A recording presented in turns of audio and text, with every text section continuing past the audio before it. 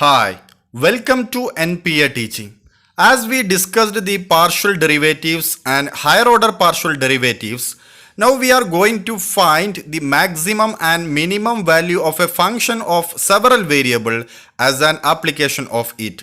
That is optimization of multivariable function. For a multivariable function, that is z is equal to function of x and y, to be maximum or minimum, three conditions must be satisfied. We understand the differentiation of two or more variables by partial derivative by using first order test in finding critical points. Then we apply the second order test to find maxima, minima, inflection point and saddle point. We solve optimization problem using first and second order. The derivatives of multivariable functions have wide range of applications in science and economics. In applied economics, we often need to optimize a function of several variables. That is, a firm may wants to maximize the profit by choosing optimum level of capital and labor. A consumer allocates his wealth and income between saving and consumption and so on. For a multivariable function, for example, z is equal to function of x and y, to be at a relatively maximum when it satisfies three conditions. That is, the first condition is that the first order partial derivative must equal to 0 simultaneously, which indicates that at that particular point, that point is known as critical point. The function is neither increasing nor decreasing. Then the second order direct partial derivative, when evaluated at the critical points, must be both negative for the relatively maximum. This ensures that from the relative plateau at the critical points, the function is concave and moving downward in relation to the principal axis in the case of maximum. Then the product of second order direct partial derivatives evaluated at a critical point must exceeds the product of cross partial derivative also evaluated at the critical points. Thus, for the relatively maximum, the first order partial derivative, that is f of x and f of y, must be equal to 0. Then the second order direct partial derivative, that is f of xx, f of yy, both are less than 0. Then at the same time, the product of cross second order direct partial derivatives, that is fxx into f of yy, is greater than the cross partial derivative, that is f of xy whole square. Similarly, a function is relatively minimum when it satisfies three conditions. That is, the first order partial derivative must be equal to 0. That is, f of x and f of y must be equal to 0, which indicates at the given point, that is the point of critical points, the function is neither increasing nor decreasing. Then the second order direct partial derivatives, when evaluated at the critical point, must both be positive for the relatively minimum. This ensures that from the relative plateau, the function is convex and moving upward in relation to the principal axis in the case of minimum. That is, f of xx and f of yy must be greater than 0. And lastly, the product of second order direct partial derivative evaluated at a critical point must exceeds the product of cross partial derivative, which is also evaluated at a critical point. That is, f of x into f of yy should be greater than f of xy whole square. Then we can say that the function is relatively minimum. Since as per Young's theorem, the f of xy is equal to f of yx, then the third stage or third order condition, that is f of xx into f of yy is greater than f of xy whole square, can again written as f of xx into f of yy minus f of xy whole square is greater than 0 for relatively maximum and relatively minimum. As we are already discussed that for a function is relatively maximum or minimum, the third order condition, that is the f of xx into f of yy minus f of xy whole square is greater than 0. Now if this condition is not satisfied, that means if f of x into f of yy minus f of xy whole square is less than 0, then what happened? Then the interpretation will be different. When f of xx and f of yy have the same sign, then the function is at an inflection point. And at the same time, if f of xx and f of yy have the different sign, then the function is at the saddle point. So what do you mean by saddle point? Saddle point is the point where the function is at maximum when we viewed from the one axis, and at the same time it may be minimum when we viewed from the another axis. So this is the saddle point. So if we have different sign, of course it will reach to the saddle point. We have also another possibility, that is if f of xx into f of yy is equal to f of xy whole square, then what happened? Then the test is inconclusive. When the function is strictly concave in x and y, there will be only one maximum, which is known as absolutely or global maximum. And at the same time, if the function is strictly convex in x and y, there will be only one minimum, which is known as absolute or globally minimum. Now we are going to solve the numerical examples. For example, find the critical points and test whether the function is relatively maximum, minimum, or inflection point or saddle point, like that. So see here, the function z is equal to 2y cube minus x cube plus 147x minus 54y plus 12. The first order condition, that is we have to take the first order partial derivative of the given function z with respect to x and with respect to y. If you differentiate partially with respect to x, then it will become minus 3x square plus 147 and set them equal to 0. Similarly, if you differentiate partially with respect to y, then it will become 6y square minus 54 and set them also equal to 0.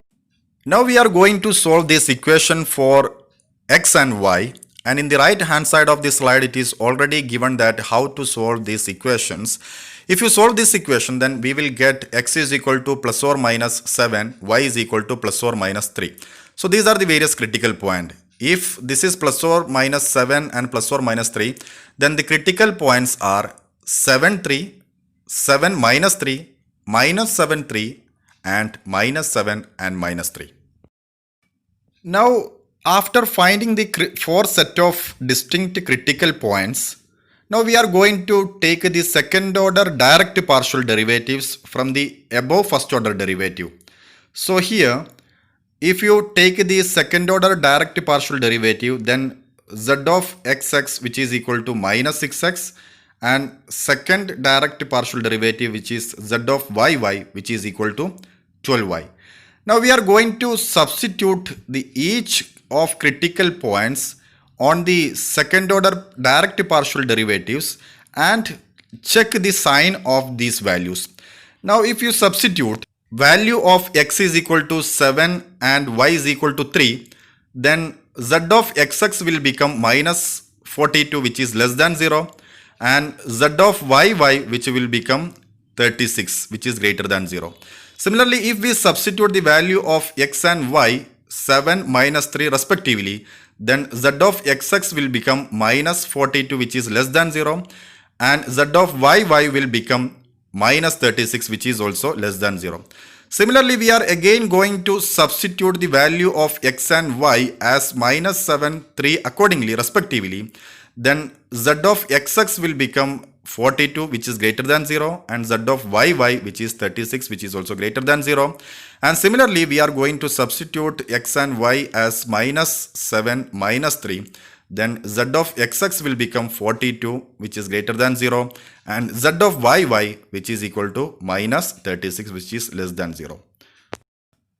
Now we are going to consider the cross partial derivatives and check whether the third order condition is satisfied or not. So if you take the second order cross partial derivative, then z of xy which is equal to 0 and z of yx which is also equal to 0.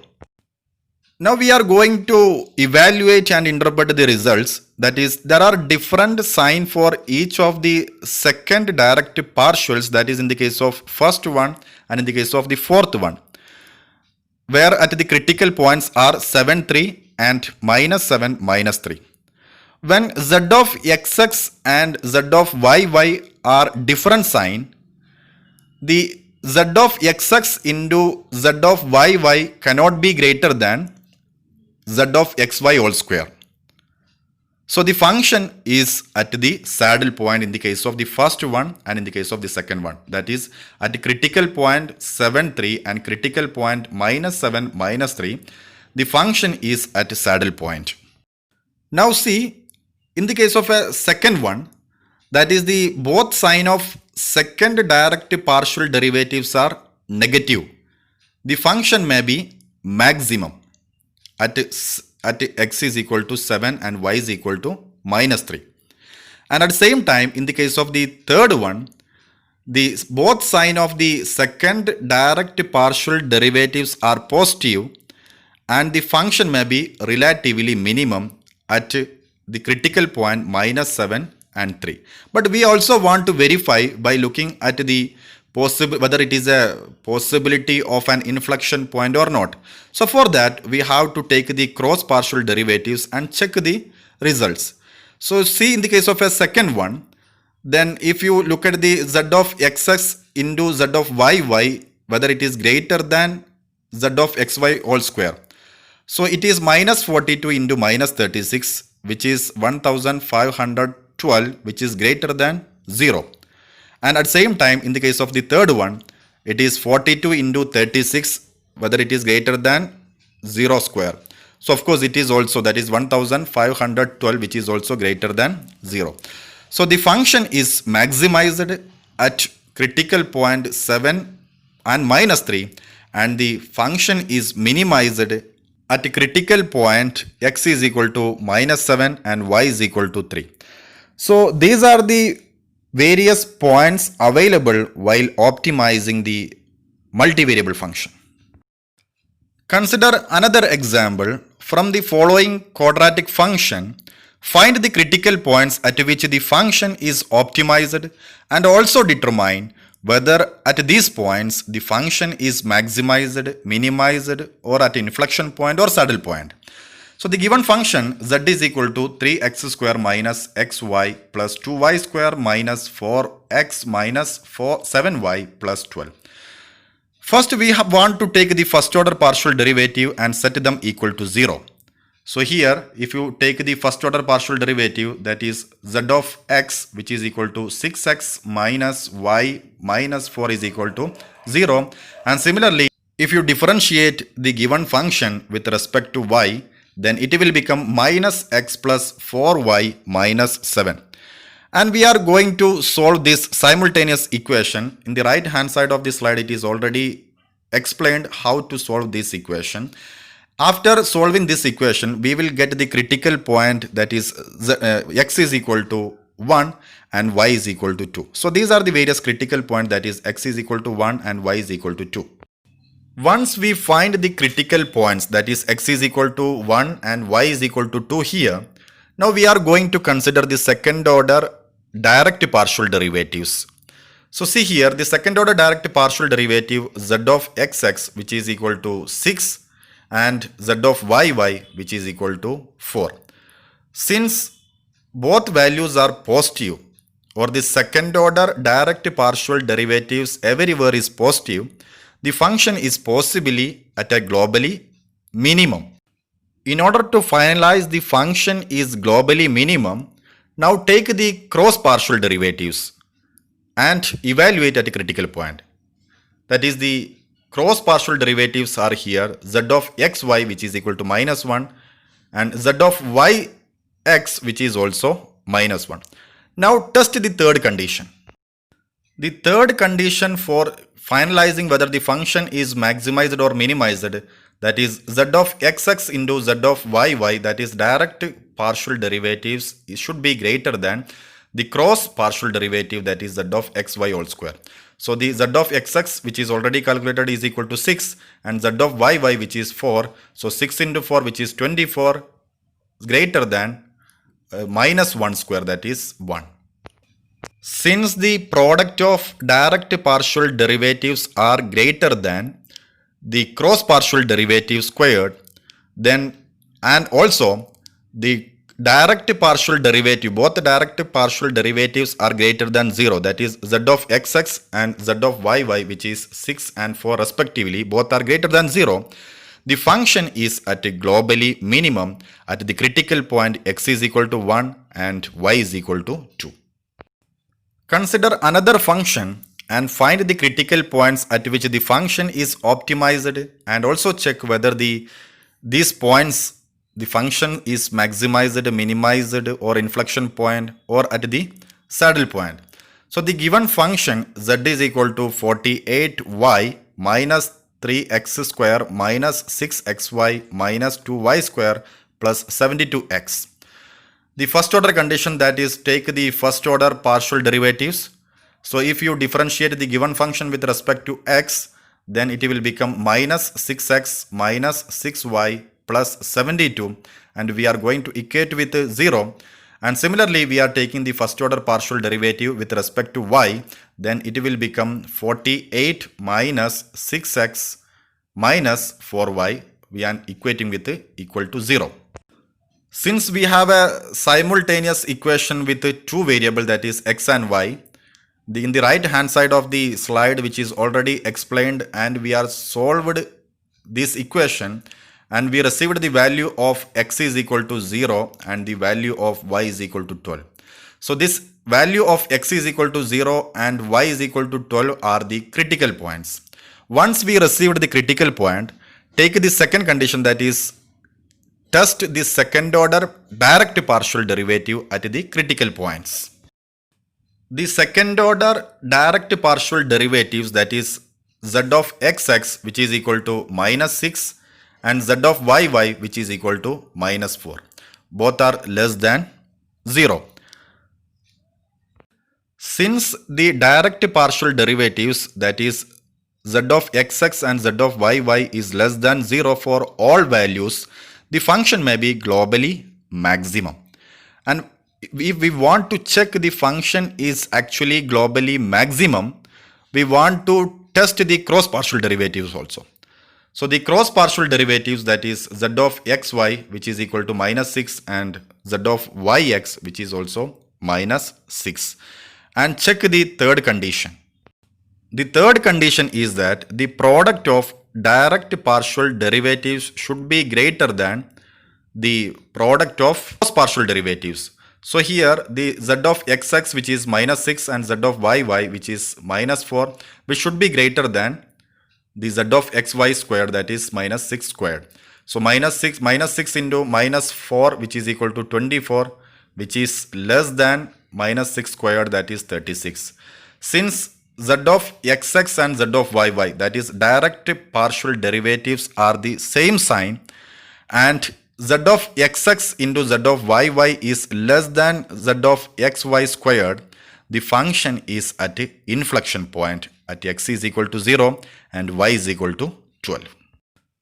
We are going to solve the last example of the following function and find the critical points at which the function may be optimized, and determine whether these points at the function is maximized or minimized or inflection point or saddle point. So here the function z is equal to 5x square minus 3y square minus 30x plus 7y plus 4xy. The first order condition, that is, take the first order partial derivative, that is, we are going to differentiate a given function with respect to x, which is equal to 10x minus 30 plus 4y, and we are equating with 0. And similarly, we are taking the first order partial derivative with respect to y, then it will become minus 6y plus 7 plus 4x, which is equal to 0. Now we have a simultaneous equation with two unknown variables, that is, variable here are x and y. So here in the right hand side of the slides, it is already explained how to solve this simultaneous equation with the two variable. If you solve this, then we will get y is equal to 2.5 and x is equal to 2. Once we received the critical points, now the next step is to find the second order direct partial derivatives. So the second order direct partial derivatives are z of xx, which is 10, which is greater than 0, and the z of yy, which is minus 6, which is less than 0. In order to check the function is maximized or minimized or saddle point or inflection point, we want to consider the third order condition, and for that we want to find the second order cross partial derivatives. So here the second order cross partial derivatives, that is z of xy, which is 4 greater than 0, and z of yx, which is also equal to 0, which is greater than 0. Now we are going to consider the third order condition. The third order condition is that the product of direct partial derivatives, that is z of xx into z of yy, is greater than the cross partial derivatives squared, that is z of xy square. So here z of xx is 10 and z of yy is minus 6. So 10 into minus 6, which is minus 60, and z of xy squared, that is 4 squared, which is 16. So minus 60 is less than 16. So whenever the direct partial derivatives, that is z of xx and z of yy, are different sign, and the product of direct partial derivatives, that is z of xx into z of yy, cannot be greater than the cross partial derivatives, then the function will be at a saddle point. Now we are going to conclude that when we are optimizing the multivariable function, then we have the various options are there, that is whether the function is relatively maximum or minimum, or whether it is a globally maximum or minimum, or it is inflection point, or it may be saddle point. We are already explained what are the various conditions for these points. In the next video, we will discuss the constrained optimization with Lagrangian multiplier. Have a nice day and see you in the next video. Thank you.